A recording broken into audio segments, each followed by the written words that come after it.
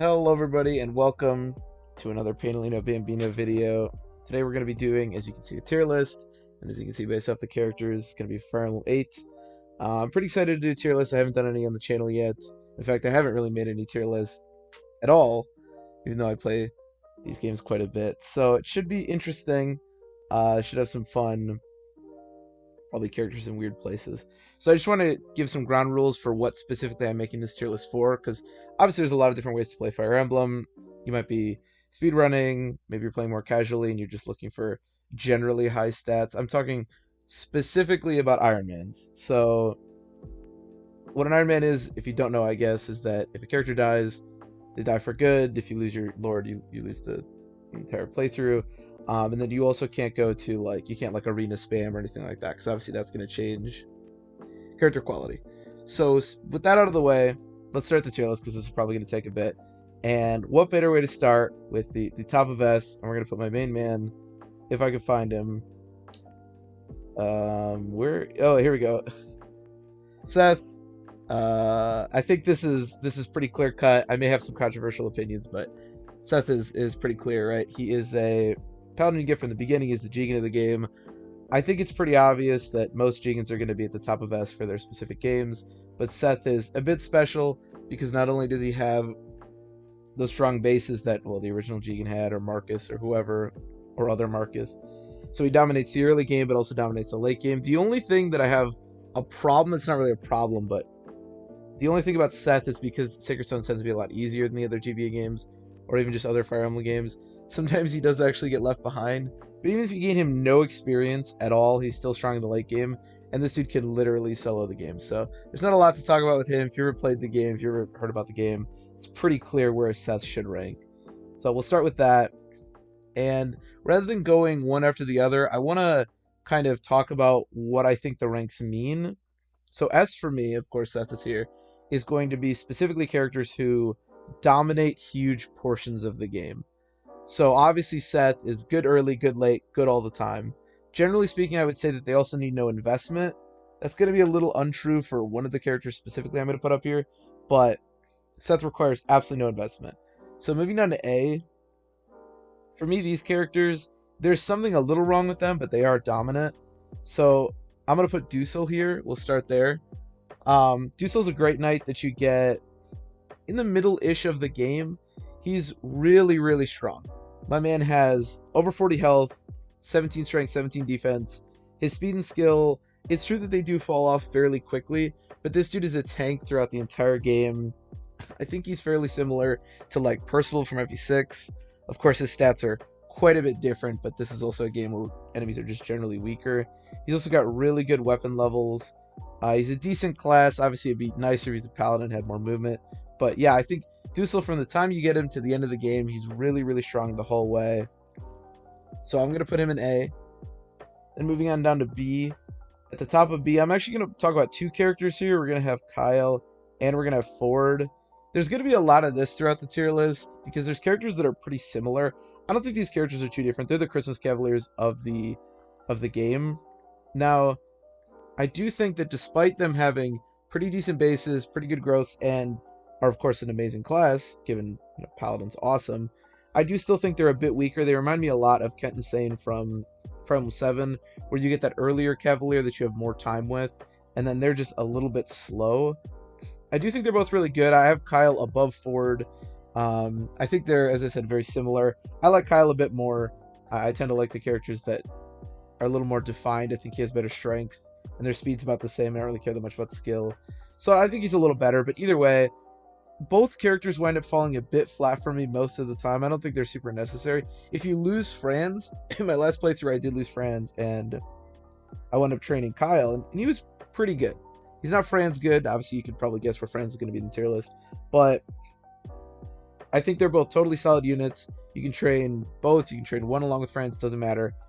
So I have them in B because I think they're solid units. For me, B is like, I don't use them every time, but they have some kind of like use all the time. So like Kyle and Ford, even if you don't train them, can be useful either on the first guidance chapter you go to with a frame, or later on in the game, even if you give them no experience. And if you do give them experience, they can be quite strong. So For me, B are either units that have utility for certain portions of the game, or are good for the whole game, but maybe require a little bit extra experience, or um, yeah. So next up, moving on down to C. So C for me are characters who either, like B, have utility, but maybe they're more niche, or characters who can be strong, but require a decent amount more investment. So at the top here, I have Ainz. Ainz is kind of a weird character because he's kind of what I like to call these like pile of stats characters. He just immediately gives you pretty good utility, right? Like he's got good speed, hits pretty hard, can immediately use silver bows. All these things are great. The problem with Ainz is really just his class. Sniper is just a really awful class. One of the nice things about Sacred Stones is that archers actually have a really nice thing to promote to in rangers. Unfortunately, Ainz is not a ranger, and it doesn't really help the archer of the game. But either way, I do think that he's still a solid unit. I don't deploy him a ton because, I mean, it's Sacred Stones, you don't tend to lose characters that much, but the enemies are weaker, he'll double for basically the entire game, and that silver bow is really nice utility. So I have him at the top of C. I like pile of stats characters, they tend to be pretty high on them. So now moving on down to D, I have Nemi at the top of D. There's definitely a chance she should be somewhere else, but I don't think she should be any higher. She's your like generic archer. The only thing I like about Nemi is that she's fast and she can become a ranger when she promotes. Now these aren't spectacular things, but it does give her really good movement and the ability to use swords. I tend to kind of like these early archers even though I shouldn't. But again, just the ability to turn into a ranger I think is nice utility.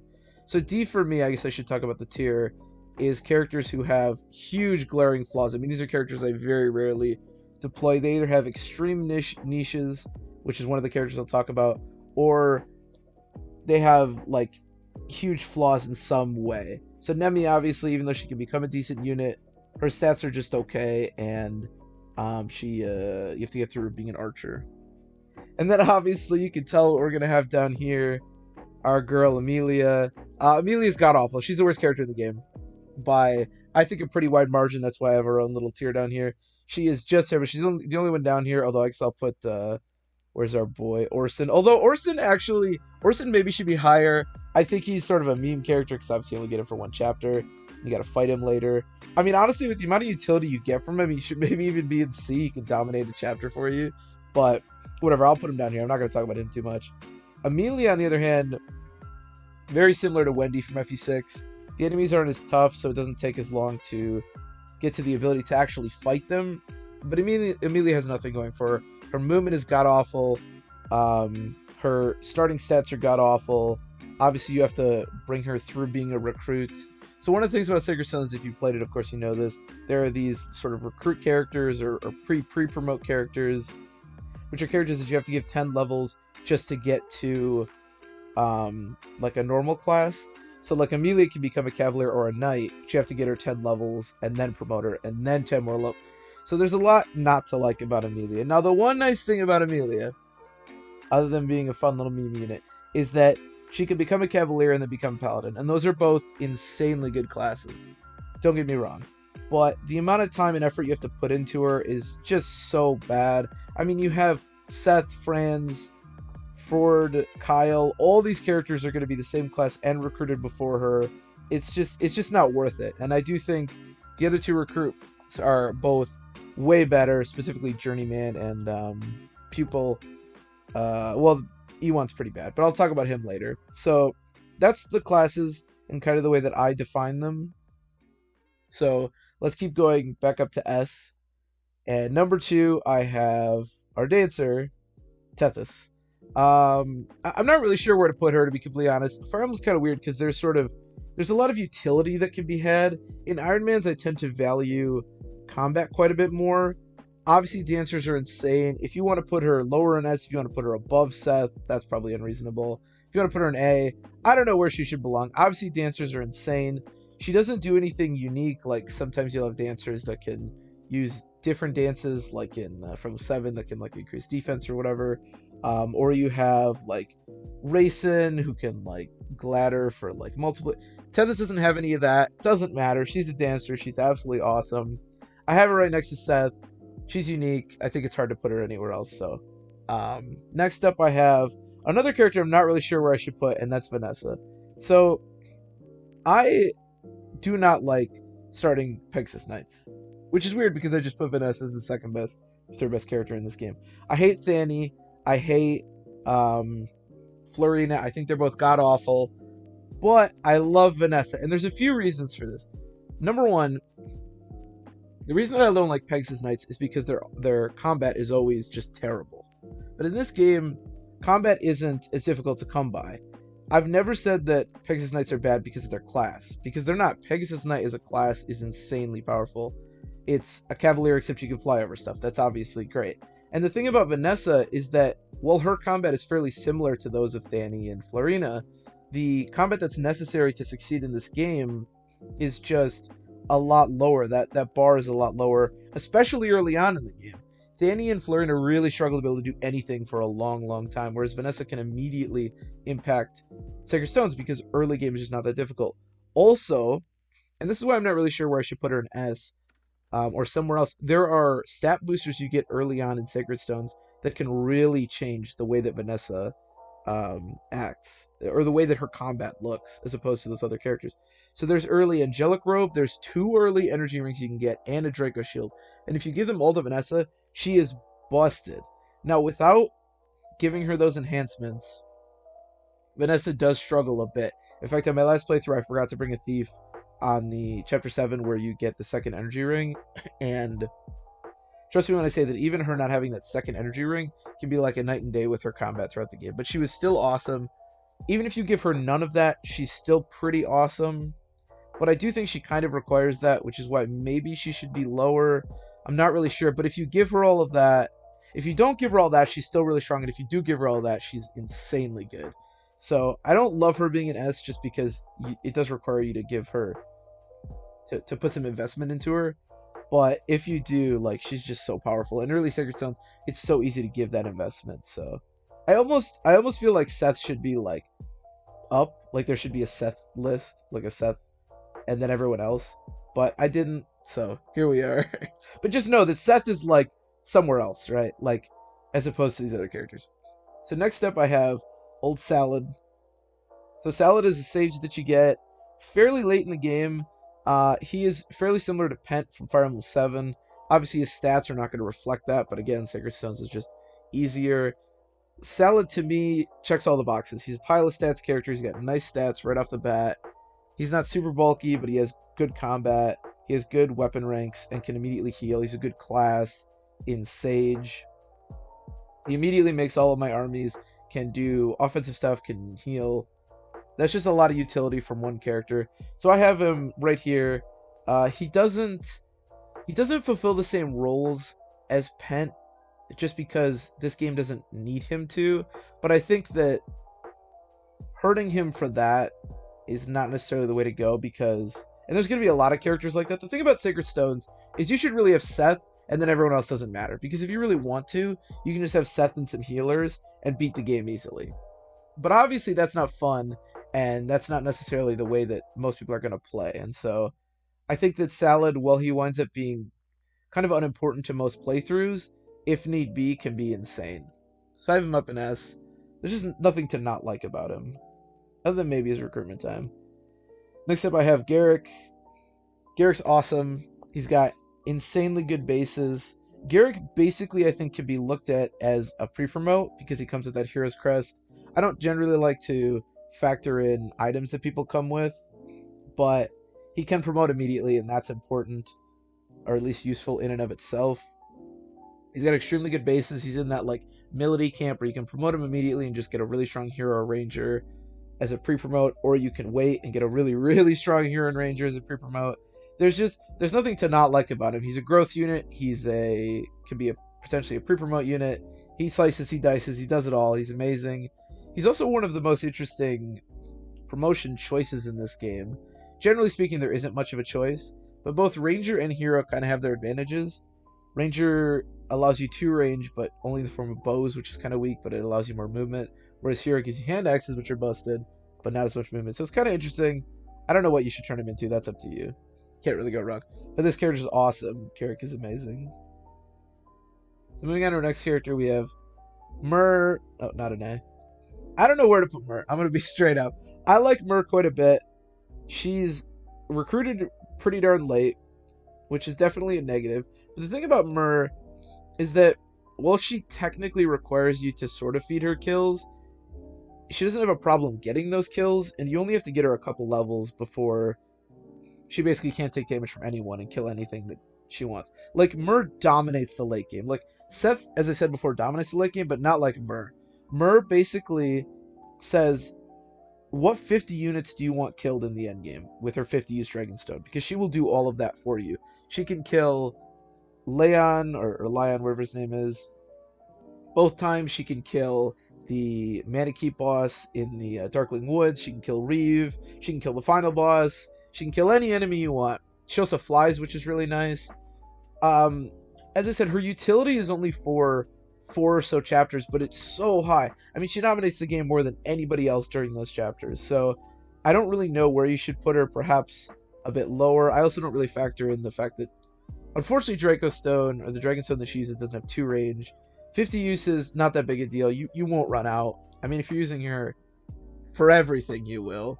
But it's probably pretty small, the chance of you running out. So I have her in S, just because she is so dominant for those chapters. But I think putting her in A might be okay. I don't know. So that's my whole S tier. I think those are the only characters that can really dominate the game. Again, I think that Garrick and Salad, along with kind of Mer, like, there's a lot of different stuff up here, right? Again, I think that Seth should be in a tier of his own. Vanessa requires some investment, but dominates the game. Salad and Garrick require no investment and can dominate during portions of the game. And then Mer requires very minuscule investment and can completely dominate the game. So that's my S tier. Moving on to A, as I said, I have Dusel down here. I actually had Dusel in S to begin with, but I kind of feel like he falls off just a bit, and he's not as good a class as some of these other ones too. So I have him down in A. Next up we have Franz, our boy. So Franz and Vanessa are sort of comparable, but I do think that Vanessa's quite a bit better just because of her class. I like Franz quite a bit, but again, I have a problem putting sort of growth characters in S.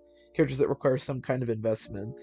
I think Vanessa's a unique case. I don't think that Franz is. I like Franz quite a bit. His bases are fine. You get him early.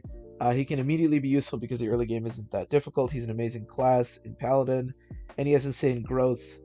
Well, he has strong growth, but I don't think that he does anything like unique enough to belong in S, and he also doesn't immediately give you the stats that someone like Dusel gets. So I have him in a strong A. I use him on every playthrough. A is also going to be a tier where I'll use basically all these units in some capacity in every single playthrough. Same thing with S. So I think that Franz fulfills all that, but doesn't do a unique enough thing to put him in S, even though he's quite strong. Next up, I have Mulder. Healers are another one of the like utility positions that it's hard to judge because obviously he's going to give you no combat like these other units. But I like Mulder quite a bit, and as far as clerics go, especially early clerics, Mulder's awesome. Like, he actually has good bulk. Like, he has like 25 base HP or something. Pretty good magic. I think he has like 5 base magic. Like, there's a lot to like out of Mulder. Obviously, he's not going to go anywhere. His growths are terrible, and he'll never be able to do anything offensively, but who cares? He's your early healer, and he's awesome at doing that. Now, as I said, I am going to clump a lot of these units. So I have Natasha next. Now, Natasha, I want to make clear, is quite a bit worse than Mulder. But again, we are talking about an Iron Man, and there's 2 reasons I have Natasha here. Number 1, if you potentially lose Mulder, Natasha goes way up. Way, way, way up. She's amazing. And number 2, having access to 2 healers before you, let's say, promote some of your early magic users is really nice. And even after you do, it's still extremely useful. So I do want to make clear that Mulder is quite a bit better than Natasha, but I do have them next to each other because they offer a lot of that same role. I have a hard time. So my next one, for example, is Archer, and I have a hard time like putting, like, this is just weird to me. I don't know. So I like Natasha. Obviously, she's quite a bit worse than Mulder. She has this sort of generic priest thing where she has like 2 base magic and like 18 health or something, but you can always use Mend if you want to heal more. And I do think that she offers that same utility, so it's hard to put her anywhere else. So next up, I kind of spoiled it. It's Archer. So I actually did. I'm gonna put these right now. This is the end of my A. I actually did this. I'm not really sure about these. So Archer and Looter, of course, recruited on the same chapter, and they're fairly similar in what they give you. I do think, as I said with these, Archer is quite a bit better than Loot. I guess I'll start with him. Archer is a monk that you get really early in the game. He has kind of generic stats and stuff for a monk. He's got good magic and speed, which is awesome. One of the things that Archer, so there's two reasons I think Archer is quite a bit better than Loot, and I like Archer quite a bit. Number one, even though his bulk defensively is just as bad as you'd expect a monk to be, Archer actually has quite good HP, and so his bulk actually isn't that crazy bad. He does have really bad luck, which is awkward because you'll see a lot of crit against him. The other thing is his ability to promote into a bishop, and bishops have a skill in this game that allows them effective damage against monsters, and especially in the late game, that's really, really useful. So I like Archer quite a bit. I tend to like early magic users, and both Loot and Archer kind of follow that.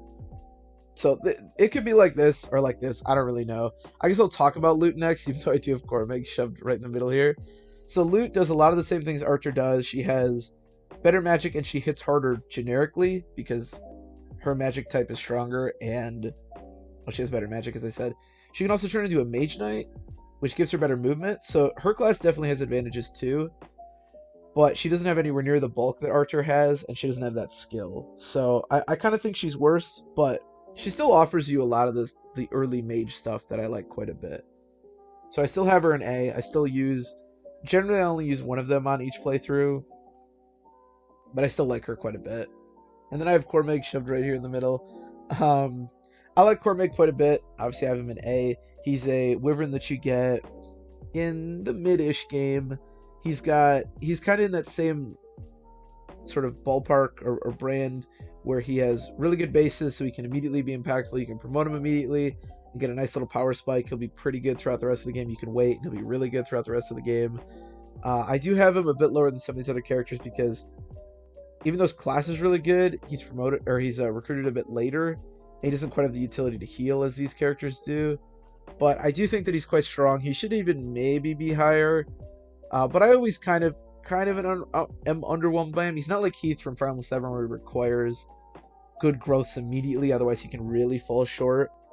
But yeah, he's just always a unit that I train, and he's a really amazing class, so it's hard to put him anywhere other than A. So now moving on down to B. As I said, we have Kylan. So that's my whole A tier, obviously. We have Kylan Ford. Next up, I'm going to put Ephraim. I don't really know where to put the Lords. I like to pretend that they're not Lords and just kind of see them for who they are. But he should maybe even be higher.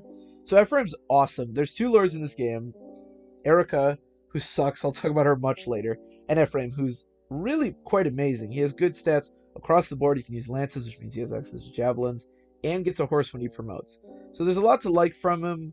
Again, I'm not really sure where to put him, because if you go on like Erica's route, then you don't get to use him for a long time. If you do Ephraim's route, of course you do. You also have to worry about him dying, and you don't recruit him until the mid-game. I don't know where to put him. If I'm talking about him in a vacuum, he should maybe be an A, but it's iffy because you have the whole Erica route thing. If you do Ephraim's route, I think being an A is probably fine. But he also has a late promotion, which is a problem. Like, he kind of does the Ike thing from like Path of Radiance, where he's pretty good, and then you have to wait so long to promote, and so he'll just kind of be worse, even though his growths and stats are good, as opposed to like Franz and Vanessa and stuff. So maybe he does belong in B. I don't know. And he doesn't get a horse until he promotes, so he's obviously a worse class than these two. So next up I have Garcia. So I'm going to have Garcia and Ross next to each other. So these are interesting characters. I actually flipped this recently because of a playthrough. So Ross is by far, I think, the best pre-promote unit in this game. And actually I think is a pretty good unit, even though pre-promotes are quite bad. Mostly because even though it does take some effort to get him to a fighter or a pirate, you can basically do that entire thing on Bandit's Embargo, or potentially one more chapter, but it's really, really easy to get him to a level 1 pirate. And if we're talking about having a level 1 pirate or fighter with the stats of Ross on chapter 4 or whatever, so just past Bandit's Embargo, that's a pretty good character.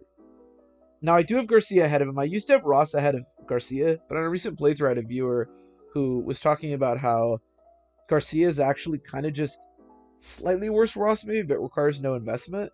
So I actually used Garcia, and I was pretty happy with the result. So Garcia, I think, should always be somewhere around B because he gives you immediate combat. He has a really strong 30 health, can hit hard. Axes are also way better than they are in like Fire Emblem 7. They can actually connect. Yes, he will fall off eventually. He really only gets HP and strength, but he'll have enough bulk for a long time and hit really hard. And he will actually usually double for a decent amount of time. So I think that he belongs here. And then Ross is a bit of a stronger character and can become a berserker, which has some utility and is a better class than anything Garcia can become. But again, it does take that that time to get him there. However, I don't think it's very hard to get him there, and I do think he's quite a strong character if you do. But again, Garcia, I almost always see some kind of combat with him, even if I don't trade him. Whereas Ross, you actually do have to trade, so I have him a bit worse. Then we have Noel. Noel's a really weird character because most of what Noel shows you is pretty weak. He's recruited a bit late, and his stats kind of blow. But Noel comes immediately ready to promote and can promote into Summoner, which is actually quite a busted class. So Summoner gives you the ability to still use Dark Magic, so even though his stats suck, he can still hit pretty hard with stuff like Flux. The ability to heal, which is really nice utility. And most importantly, the ability to summon. I mean, it's in the name. So it's pretty rare in Fire Emblem games that they allow you to like call in reinforcements or summon and stuff. And in this game you can. And even though summoning a little 1 health shitter that won't do much may not seem like the most useful thing, it's pretty busted. You can do some strong stuff with it. I will say that Noel is another character that tends to kind of fall by the wayside when I play through because there's just so much other stuff to be doing. But for all that utility and for the ability to promote immediately, like if Noel was a pre-promoted summoner that you got, kind of like Garrick, he'd be a really good unit. And he is a really good unit. So I have in B. You can do a lot of cool stuff with him. I like Noel quite a bit. And then finally in B, I have LaRachel as our last unit. LaRachel's weird because she just recruited so late. But she has a lot going for her. She has better movement than your healers even after they promote, given that she's a Troubadour. Her magic kind of sucks, but of course she has that heal utility with pretty good staff rank. Yeah, I don't really know where you should put her, to be completely honest. I think if you've lost any of your healers or you want an extra healer, she's amazing. You are going to get Salad pretty soon afterwards, so maybe she only has like so much utility. But again, her movement is just so good. She can definitely replace Natasha in your lineup and maybe even Mulder. That movement is just really nice. So even though she is recruited way later than I'd like, I still like LaRachel quite a bit, just because of that movement. So moving on down to C, again, these are characters that either have slight utility or like a small little niche, or you can train, but I generally don't. So after Ainz, I have Serene. I don't like Serene very much. In fact, she should maybe even be lower, but when I looked at everyone else in this tier, she just kind of, I think, is stronger. I think Serene's pretty terrible. Her combat is awful, and as I said, for the most part in Sacred Stones, weak combat isn't the biggest deal in the world. But in Serene's case, she's recruited at a point where the game actually does start to ramp up. In fact, it probably has ramped up at that point. You're fighting a lot of promoted units that have pretty good stats, and Serene's combat is just terrible. She has okay speed, but her constitution's terrible, just like every other Pegasus Knight. She has no attack. The one thing that she can do a couple of things. She can rescue drop over mountains and stuff on Darkling Woods, which is pretty nice. She also gives you, so specifically why I have her kind of high in C is because she gives you 2 really nice utilities. The thing I just mentioned in Darkling Woods, also the ability to fight those eyeballs, which is kind of nice, and the ability to have high movement and help you take out eggs in the Gorgon chapter, although you do have to avoid basically every enemy because they'll slaughter her. So for those 2 little utility points, I do think that she's okay to be in C. But that's pretty much the only thing you'll ever find to use her. Her combat is just really terrible. So that's where I have her. Then I have Tana. I don't like Tana very much at all. Usually I actually like the secondary Pegasus Knight you get. As I said, I hate Thani and Florina, but I actually kind of like Tate and Fiora. Although that has a decent amount to do with Tate's hardware bonuses. Tana I hate though. I think she's really terrible. She's recruited just too late.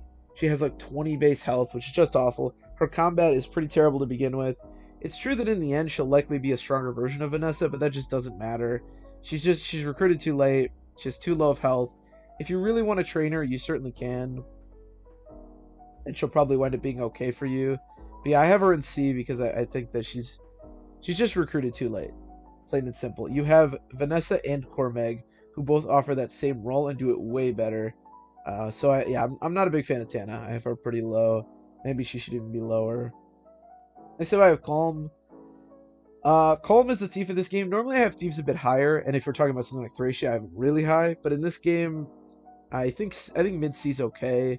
There are a decent amount of chests that are really important to open, and he's pretty much your only utility to do that. So maybe he should even be over here, because his ability to open chests might even be better than the kind of weak combat of these three. But there isn't a ton of chests to open throughout the game. In fact, when you first get him, those chests in the chapter have like iron weapons. It's pretty pathetic. Calm also, despite being able to promote, which is kind of cool, has basically no combat utility. He's sword locked, so he's like a worse version of the Myrmidons, which I'll talk about in combat. I do still think he's better than all his remaining characters. Yeah, basically just the utility of opening doors and chests, which is nice, but there's just not a lot to be done throughout the game. So I've called him mid-C. But I will say that if we're talking about characters that you use on every single playthrough, maybe Calm should even be here. Because I do use him in some capacity on every single playthrough. So, I don't know. Next up we have Joshua. So Joshua, we're long removed from the busted Myrmidon of Rutgers times. Joshua really doesn't have a lot going for him. He does, I believe, have hard mode bonuses, but despite having okay HP, and obviously he's really fast, there's just not a lot he can do. Basically just being sword locked. He's a terrible class. He's sword locked with low movement. He does provide you with some pretty decent combat. I do tend to use him in some capacity on most playthroughs because the killing edge with pretty good combat that early in the game is nice. But if you're training him, I mean, you're doing it because you like him, because there's nothing to like from Joshua. Myrmidons are just terrible. Next up we have Gilliam, who's actually, I think, very comparable to Joshua in the sense that I tend to use his combat in some capacity on almost every playthrough, but only for a few chapters, and it's just a matter of his class. Now, I will say Knights are a bit better in this game because Great Knight is a much better class than General, just having that one additional movement and the ability to use axes for some reason. But it's just too much of a pain to train him. You also don't need extensive combat early on. This isn't an Oswin thing where having another bulky unit is extremely useful. Early Sigerstones is just not that hard. Although, again, I do use his combat in some capacity, and turning him into a Great Knight I think is actually okay. It's just he's so much worse than all these other units, so it's really not a huge reason to train him. And rounding out D, I have Dazla. I actually had him in, or sorry, C. I actually had him in D to begin with, but I moved him up to C. I don't like Dazla very much, but I'll admit that I don't use him very often. It's kind of like an Ein situation where he does give you a nice little pile of stats. He's got okay strength and really good HP. It's just that I never require him. But if you do lose a lot of units, I could see Dazla coming in and actually doing some work. In fact, on Darkling Woods, which allows you to bring a lot of units, and I'm usually doing bullshit trying to move over the mountain, I do tend to use Dazla a little bit in combat, and he actually does okay. And of course, that's the very end of the game. So I don't think he's the worst, but I don't really know where you're supposed to use him, or your team would have to be really frail to actually use Dazla in any capacity. So I have him at the bottom of C. He can do some work, but very rarely does. Moving down to D, as I said, I have Nemi. Next up, I'm going to have Renok. So Renok's an interesting character because on the face of it, I think Renok is pretty useful because he just replaces Calm. But Renok does almost nothing in this game. The chapter that you recruit Renok, whether it's Ephraim's route or Erica's route, there are going to be chests to open. But a lot of times you'll be doing that with Calm, or Renok will open them on his own. And that's pretty much it for chests or utility that Renok has in the game. His combat is not terrible. He's got 17 speed, but not very good. And of course, he's sword locked, so there's not a lot to talk about with that. And there's just plain and simply, there's no chest to open. So he's a rogue, which basically just means he doesn't have to use lockpicks on chests and doors and stuff, which is cool. But unless there's only one other chapter with actual stuff to open, or I guess that there's the Orson chapter, but you can do that with Calm. You don't need Renok, although it is, nice that he doesn't have to use lockpicks. And then there's the defend chapter with Reeve, which my strat for that chapter is almost always killing Reeve really early in the game, or in the chapter, sorry.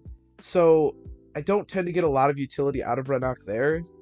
If you open all the chests, maybe you get some utility, and obviously he does have the vision of a thief when you're in Fog of War like that. but these are like slight utility things. So I have him really low. And again, all this can be done with Calm.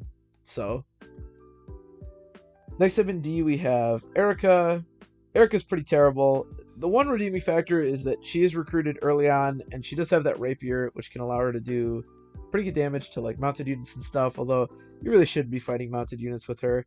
There's not a lot to like about her. She's basically a weak Myrmidon that you have to keep alive. So she does get a horse post promotion, but who cares, right? She's sword locked. Yeah, there's really very little to like about her. So I have her down in D. Next up, I have Marissa. So Marissa is a weird character. She has all the same problems as Joshua, except she has like weaker bases and is recruited way later in the game. I don't know what you're supposed to do with Marissa. I really don't. She can probably still double because Sacred Sons is pretty weak, and the weapon she comes with has good crit. But yeah, don't know what you're supposed to do. There's not a lot to talk about her. As I said, it's the same thing with Joshua, except recruited way later and has lower bases. So just absolutely terrible. And then finally in D, I have Ewan, the last of our pre-promotes. So I do want to make mention that I think Ewan is quite a bit better than Amelia, and maybe is even better than some of these other characters. The thing about Ewan is that his bases are terrible. As I said, you have to give him 10 levels before even promoting him. But the really nice thing about Ewan is that he actually has a couple of different classes he can go to. Specifically Mage Knight, which is nice, and Summoner, which is extremely good. I mean, with Ewan, you could potentially have 2 Summoners, which is honestly just pretty broken. But it does require you to give him 20 levels just to get to an early promote, and that's not particularly good. He's also recruited really late on the same chapter as Marissa, although I guess it depends on the route you're doing. So there's not a lot to like about him, but he does offer some Mimi double summoner stuff with Null, which is kind of cool. Okay, I hope that wasn't too much. I hope that wasn't too long. That's my tier list. Obviously, as I said when I was going through it, there's a lot of stuff that I'm not really sure where I want it. I'm kind of spitballing here. As I said, I would like Seth to be kind of on his own tier, and I would like Amelia to probably be down here. But yeah, certainly if you have any comments, any critiques, I'm sure a lot of people probably will. Feel free to post them in the comments, comment on the video. I love talking about this kind of stuff. As I said, this is the first tier list I made, and I haven't really looked at other people's. I just play a lot of Iron Mans. So, yeah, that's it. So, thank you for watching, everybody. As I said, if you have any kind of comments, feel free to post them. I am going to be, I think, doing a few more tier lists because this is pretty fun, and I love thinking about sort of where characters should be and how strong they are. So, I'll at least be doing the other 2 GBA games, so be on the lookout for that if you're interested in this kind of stuff. And, yeah, I'll see you in the next one.